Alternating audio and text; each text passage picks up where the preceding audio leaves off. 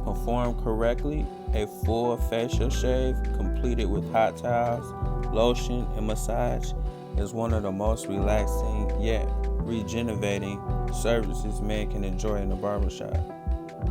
And although safety and electric razors may have made it more convenient for men to shave at home, this self-service approach does not provide the preparation, relaxation, and finishing elements of well-executed barbershop shave. Your client can benefit from mustache and beard trims being performed in the barbershop, since the barber is better positioned and trained to create a more balanced and even facial hair design. Shaving is one of the basic services performed in the barbershop. Its primary objective is to remove the visible part of facial and neck hair without causing irritation to the skin. A changeable blade or conventional straight razor, hot towel, or warm lather are used in professional shave. Although there are general shaving principles that apply to all men, there are also exceptions that will require consideration. For example, the application of hot towels is a standard procedure in preparing the beard for shaving. However, some clients may not be able to tolerate a hot towel on their skin. Other individual characteristics such as hair texture, growth patterns, and product sensitivity are variables that barbers must consider and make educated judgments about before proceeding with the shave service. There are basic guidelines that you need to be aware before shaving any client. These include some general do's and don'ts characteristics of facial hair that need to be considered and customer service concerns. Consider these important guidelines related to performing a shave service. Do's and don'ts. The client's skin must be analyzed before beginning the shave. Do not proceed with the service if the client has a skin infection or pustules. Doing so could spread the infection to other parts of the client's face to you. The client's hair growth pattern must be analyzed before beginning the shave to identify grains and growth patterns in the beard. Do not use hot towels on skin that is chapped, blistered, thin, or sensitive. Do not perform a deep cleansing facial immediately after a shave, as it may irritate or damage the skin. Be careful when shaving sensitive areas beneath the lower lip, on the lower part of the neck, around the Adam apple, and avoid irritation or injury. Use pH balance, fresheners, or toners when stronger estrogens are too harsh for sensitive skin. Heavy beard growth may require more thorough lathering and more hot towel application to prepare it for shave. When a client wears a mustache, trim and shape it prior to the shave service to prepare it for finished work with the razor during the shave. Curly facial hair requires special care because it grows in the loop direction as it grows out of the follicle. If not shaved correctly, it can bend backwards onto the skin surface where it may cause ingrown hairs. Ingrown hairs are often the result of improper hair removal by a razor, tweezer, or trimmer. Improper hair removal includes excessively close shaving, shaving in the wrong direction, and excessive pressure with clippers, trimmers, or razors. Any of these methods can cause new hair to be trapped or pushed under the skin, and if left untreated, may result in an infected bump both on and under the skin surface. Sometimes it may indicate a keloid condition. You will need to analyze the direction and pattern of the hair growth before beginning the shave to identify where the grain changes occur, to observe growth patterns that may influence the procedure. As hair emerges from the skin surface, it flows in a particular direction. This direction of hair growth creates the grain of hair. A grain change occurs when hair growing in one direction meets hair that is growing in a different or in an opposite direction. Hair growth patterns are visible indicators of the direction of the hair as it emerges from the skin surface. Growth patterns determine hairline shapes and whether the hair lies down as it emerges from the skin or results in a whorl, cowlick, or other growth features. The direction of hair growth determines the razor positions and strokes that need to be used to shave with the grain of the hair during the service. While men's facial hair usually grows in the same direction in each of the 14 shaving areas, there are also exceptions. Occasionally, a section of the beard or neck hair will grow in a whorl pattern and may require the barber to use different razor strokes than the strokes generally used in a particular shaving area. This is perfectly acceptable practice when a growth pattern warrants the use of a different razor position or stroke. While there are many reasons why a client may find fault with a shave procedure, the most common include dull or rough razors, unclean hands, towels or drape, cold fingers, heavy touch, poorly heated towels, poorly heated lather, glaring overhead lights, unshaven hair patches, scraping the skin and close shaving, offensive body odor or foul breath of the barber. There are 14 areas of the face to be shaved during the first time over part of the service. These areas are shaved systematically and sequentially from one section to another using a specific razor position to shave with the grain in each area. Term used to describe the correct angle of cutting with a razor is called the cutting stroke. To achieve a proper cutting stroke, the razor is positioned at a slight angle to the skin surface to stroke the point leading. This should be a light-handed forward gliding motion that is most often positioned to shave the grain of the hair, not against it. The 4 razor positions used in practice of barbering are freehand, backhand, reverse hand, and reverse backhand. The 3 positions and strokes used in facial shaving are freehand, backhand, and reverse freehand. Positions refer to the way the razor is held in a barber's hand to perform a stroke movement. For example, your instructor may direct you to hold the razor in the freehand position or position the razor at about a 30-degree angle. The stroke is the actual movement of the razor as it is held in one of the 4 positions. For example, a free hand stroke is used to shave area 1 or use a gliding stroke towards you. You will need to know the practices, the following skills for each of the 14 areas: where to use a particular razor position and stroke, how to hold the razor for each position and stroke. 2. Position the fingers, wrist, and elbow of the dominant hand in relations to the razor. Position the opposite hand under the client's skin in relations to the razor. Position your body in relations to the client to facilitate a razor position and stroke. How to hold or stretch the skin to.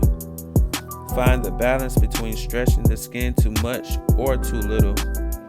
Use the cushion of the fingertips to stretch the skin with proper amount of pressure.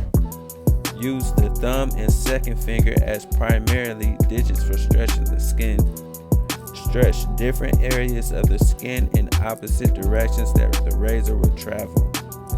How to position stroke the razor of the surface of the skin to angle the razor about 30 degrees related to the skin surface.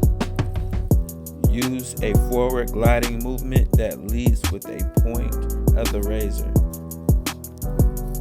Use proper stroke length on the different areas of the face. Use strokes of 1 to 3 inches to avoid shaving too far from the stretching point. Use shorter strokes around the mouth, over the ears, and other tight areas. Develop medium stroke speeds to avoid very fast or very slow movements. Adjust the rate of speed of stroke according to the area being shaved. Use smooth strokes that carry through once started without stopping and starting. How to recognize growth patterns and grain of the hair in different areas of the face. To identify areas where the direction of the hair growth changes.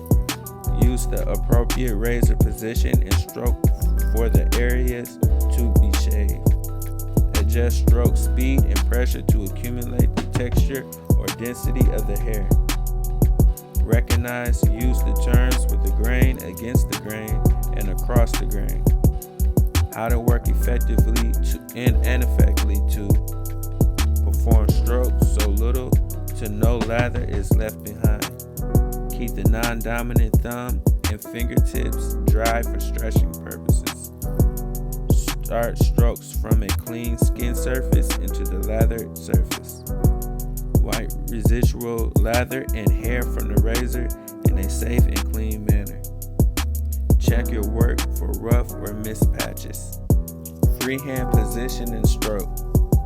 How to hold the razor. The position of the right hand is as follows. Take the razor in the right hand. The handle of the razor should rest between the third and fourth finger, with the tip of the little finger resting on the tip of the tang of the razor. The thumb should sit securely on the side of the shank near the shoulder of the blade.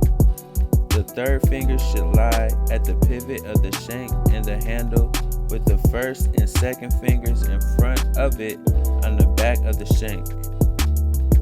Turn the hand slightly outward from the wrist with the elbow at a comfortable level. The position of the left hand is as follows. Keep the left fingers of the left hand dry in order to prevent them from slipping on the face. Use the left hand to stretch the skin in the opposite direction of the stroke under the razor. How to perform a freehand stroke. Use a gliding stroke towards you. Lead with a point of the razor in a forward gliding movement. Where to use the freehand stroke. The freehand position and stroke is used in 6 of the 14 shave areas. How to hold the razor, backhand position, and stroke. The shank of the razor should be held firmly between the thumb and first 2 fingers at the pivot, with the razor held in a relatively straight position. The underside of the handle rests on the 3rd and 4th fingers. An alternative method is to bend the handle slightly so the 3rd finger barely rests at the end of the tang and the 4th finger is bent into the palm. Turn the back of the hand away from you and bend the wrist slightly downward. Then raise the elbow so that you can move the arm freely.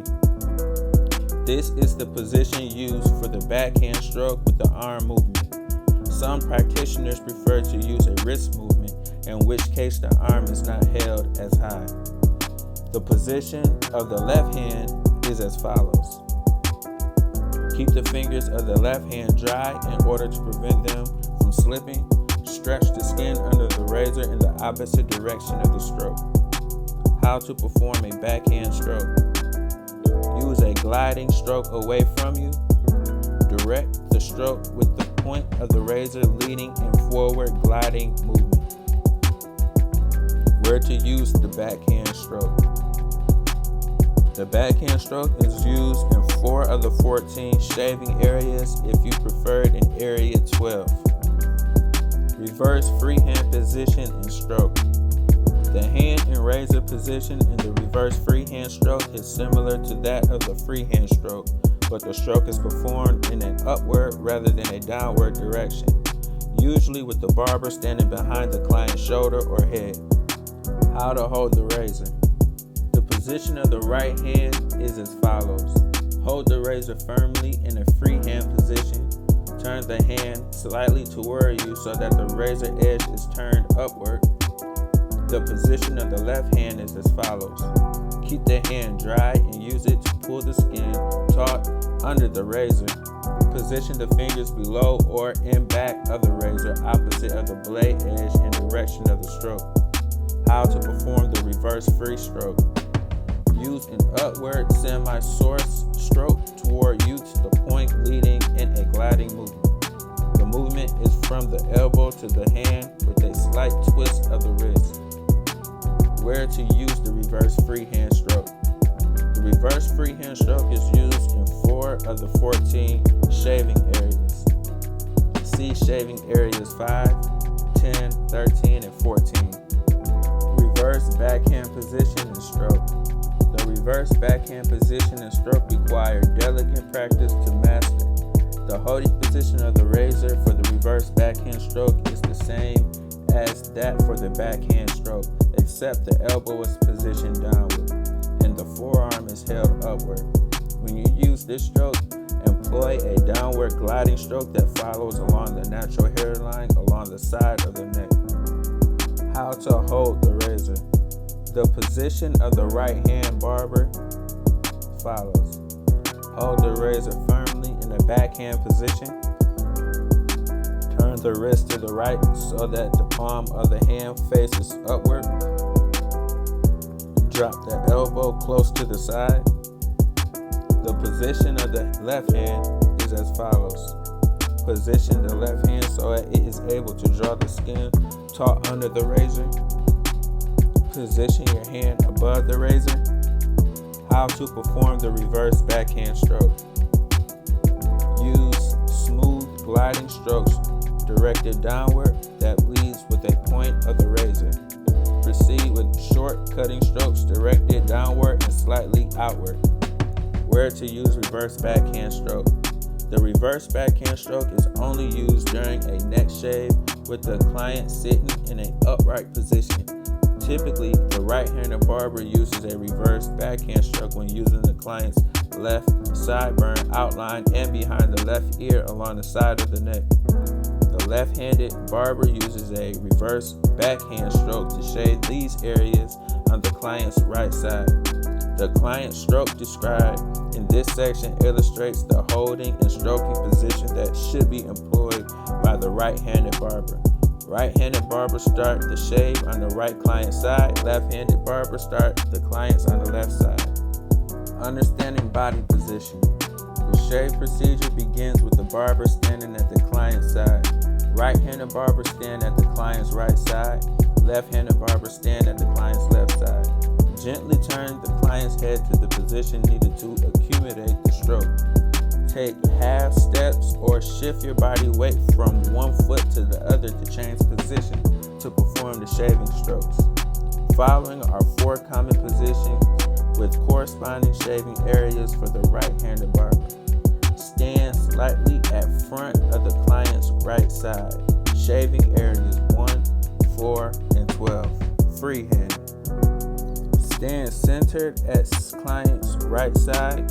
Shaving areas 2, 3, 6, 8, 11, and 12 if using backhand. Stand at client's right shoulder. Shaving areas 7 and 9. Stand behind client's right shoulder. Shaving areas 5, 10, 13, and 14. The 3 main steps of a standard professional shave are preparation, shaving, and finishing. Preparation includes draping the clients for the shave, preparing the hot towels, and preparing the client's face for the shave. Draping. Preparing hot towels. Preparing the face for the shaving involves steaming and lathering the face. Steaming helps to soften the hair cuticle, provides lubrication by stimulating oil glands, and relaxes the client. Lathering with the shaving cream or gel cleanses the skin, softens the hair, helps to hold the hair in an upright position for shaving, and creates a smooth surface for the razor using an electric latherist to prepare warm shaving lather. Shaving involves safely removing the hair in the 14 shaving areas without causing irritation or injury to the skin, and completing the finishing steps of the service. Razor strokes should be corrected and systematic. Proper coordination of both hands is necessary. While the right hand holds the strokes the razor, the fingers of the left hand gently stretches the skin area being shaved. Taut skin allows the beard hair to be cut more easily. Loose skin tends to push out in front of the razor and can result in cuts or nicks. Stretching the skin too tightly, however, will cause irritation. The skin must be held firmly, neither too loosely nor too tightly, to create the correct shaving surface for the razor. To prevent slipping and to see the area to be shaved, remove excess lather with the thumb. If needed, dry the skin area where you place the fingers for stretching. Keep the fingers of the non-dominant hand dry at all times. Finishing includes massage moisturizer into the skin, toning to remove residue, cream products, and light powder dusting to leave a matte finish if desired. Traditionally, a neck shave is offered at this time. There are several terms that both barbers and clients may use to describe either type of shave or different steps performed in a standard shave service. These terms have remained consistent for decades, so it is important that you become familiar with the terminology. The first time over shave is actually the primarily shaved and standard shave service that is performed on lather facial hair. The objective is to remove the beard growth without causing irritation and to leave a smooth skin surface.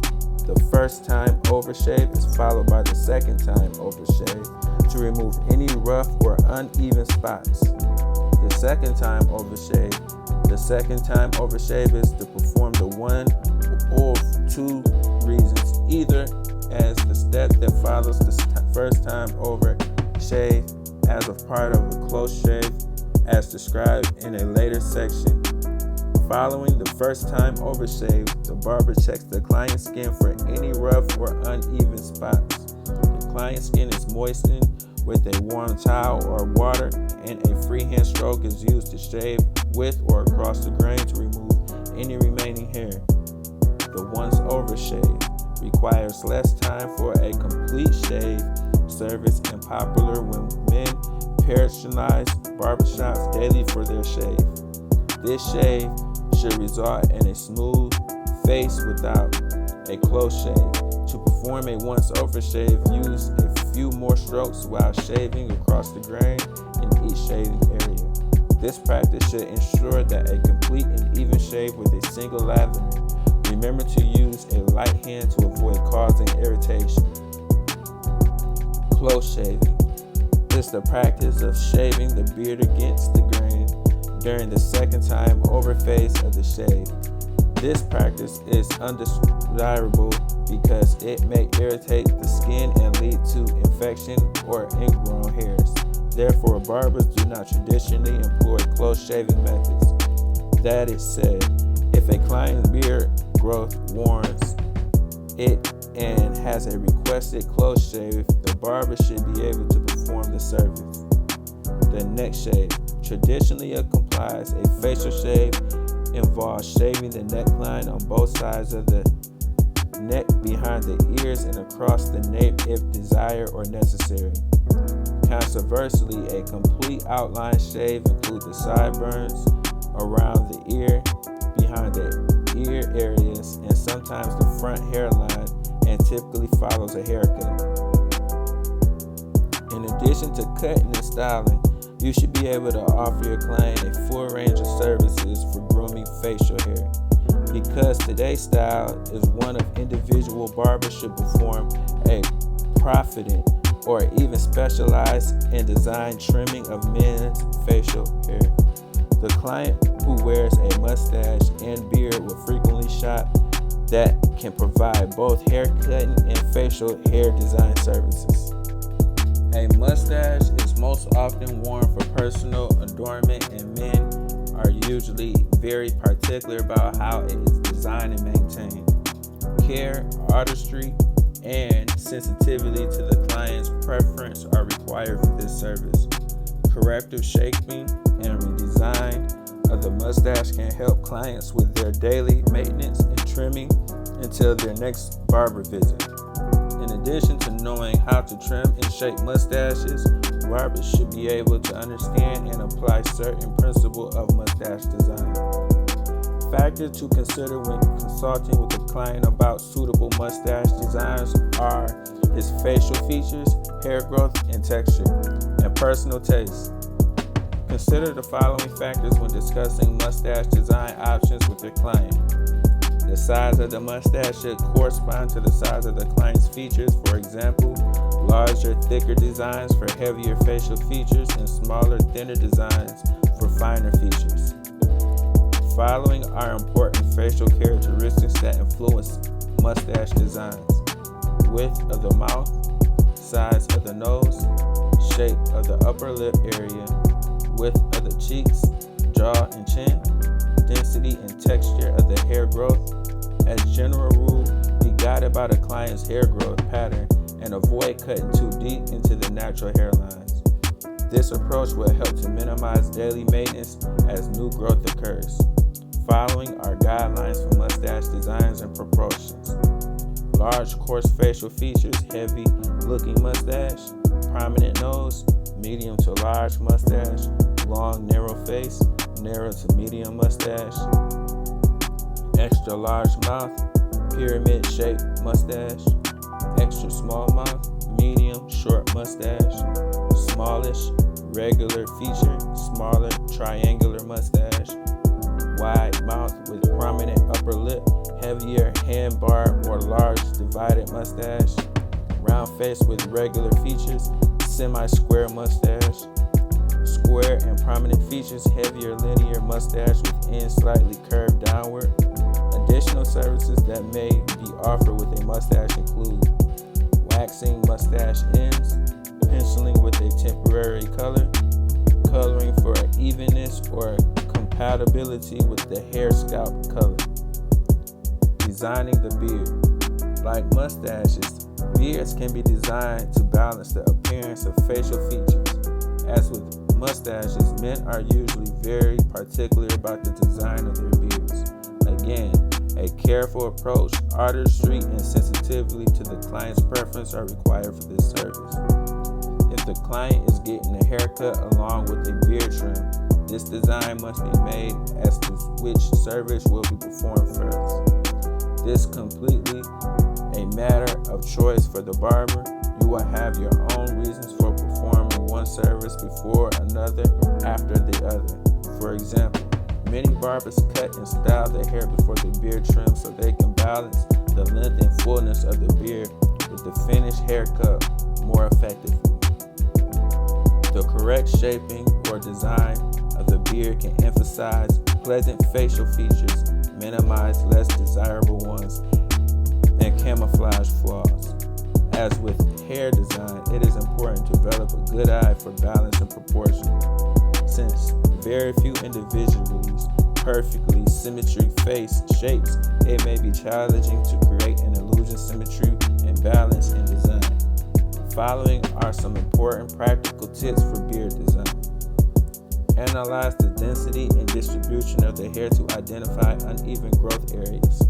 Cutting the hair too short in the area surrounding these sections will result in emphasizing the bald spots with no way to provide coverage of the uneven area. Work with natural hairline in the sideburns, cheeks, and mustache areas to guide the design and minimize daily maintenance. Consider where hair growth under the chin and jaw changes directions to help determine design options for outlines in this area. Leave the facial hair slightly longer than desired and end result during the first trimming, avoiding cutting the hair too closely. Remember, you can always cut more off. This is also a good time to face the client to the mirror so you can check the progress of the trim and to clarify or ask anything you need to know to finish the service. Beard trimming and redesign is usually performed with a combination of shears, combs, outlines, and clippers and razors. Even all-over clipper cutting is most successful on beards with even density and texture. This is important to note because cutting the beard at all the same length with leaf, whorls, or patches, especially in wavy hair. When creating a uniform length throughout the beard, start with the blade size close enough length of the beard. If more than a light trim is required, select the next size blade that will cut with the hair to a shorter length. Repeat as necessary until the desired length is achieved. Follow up clipper work with shears, outliners, and razor for final trimming and detail work. Perfecting your mustache and beard design skills will help you meet the services needs of your clients while providing an outlet for creative design and additional income source.